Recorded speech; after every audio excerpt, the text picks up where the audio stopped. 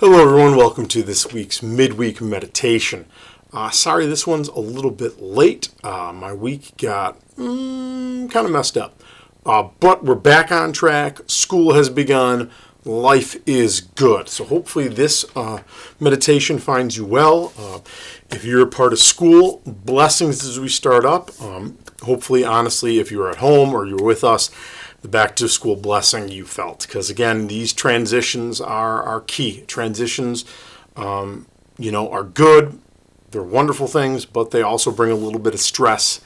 Change always does that. And as Lutherans, how many Lutherans does it take to change a light bulb? Change. I couldn't resist, brothers and sisters. One of my favorite jokes. Also, hopefully the kids that are heading back to college this month, safe.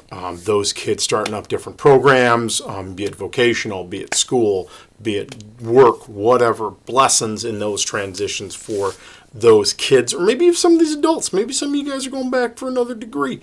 God bless. That stuff is starting up. You're in the prayers and the church is here to support you. So hopefully you feel that. Hopefully also our wonderful folks who farm, who work in ag, as the harvest is a-coming. I know the corn's looking good out my window, at least from my untrained eye, that they felt the prayers and blessings as that season begins. There's always risk.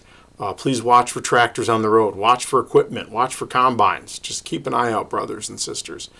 I don't care what you're riding. Usually you lose against a combine. So everybody be safe amidst all those things. Wow, that is what August and September is often in the back of my head.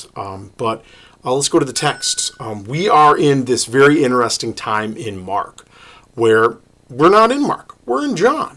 And there are these series of I am texts, and we're in the middle of this I am the bread of life, where Jesus is trying to enlighten his followers in that age and in every age who he is, what he is to them in that relation. And hopefully last week, as I was talking about the bread of life, I grounded us in our relationship to him, and that it is in relation that we get. Even the story of Ruby, which I thought was a great closer on that. But of course I'm preaching, so of course I liked it. But hopefully grounding us in that there's often things that we wish to get life from, but they don't, because life comes from our relationships, and our primary relationship, which should be with God.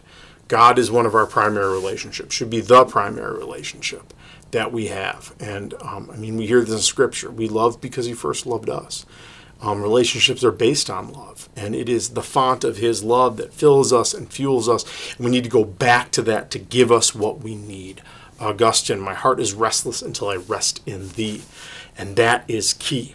But this week we get more bread of life and more of this. What does God give for us? One of the interesting pieces is, and I'm going back and forth, one of the stuff that he talks about in the gospel is, in my opinion, priorities. There is in these sorts of things and things that give us life, also the priorities that we need to have to handle those pieces.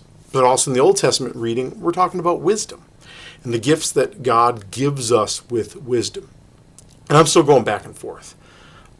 Priorities are always important, and I think Christians need to often have that moment to pause to reassess, what are my priorities? Are my priorities in order?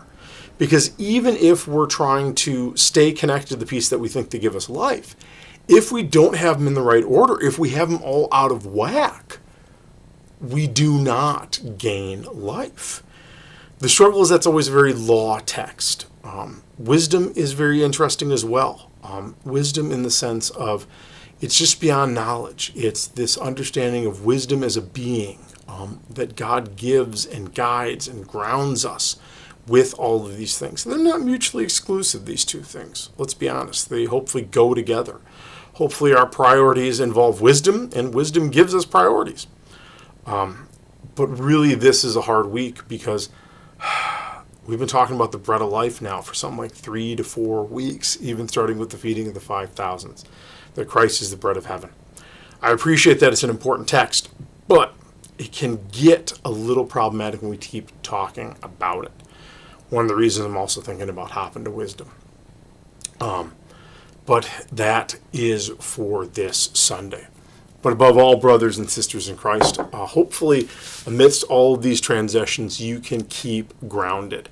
That will be the message here, is that there's often amidst all of our realities, many things that pull us away from where we need to be. And honestly, brothers and sisters in Christ, I encourage you to stay connected to the font that is Christ and gives us life. Hopefully with church, hopefully with Luther League, Sunday school, all the things starting up, so that your soul can be fed in these interesting times and ways and means. Well, blessings, brothers and sisters. I hope you find this well, and we'll talk to you on Sunday. Bye now.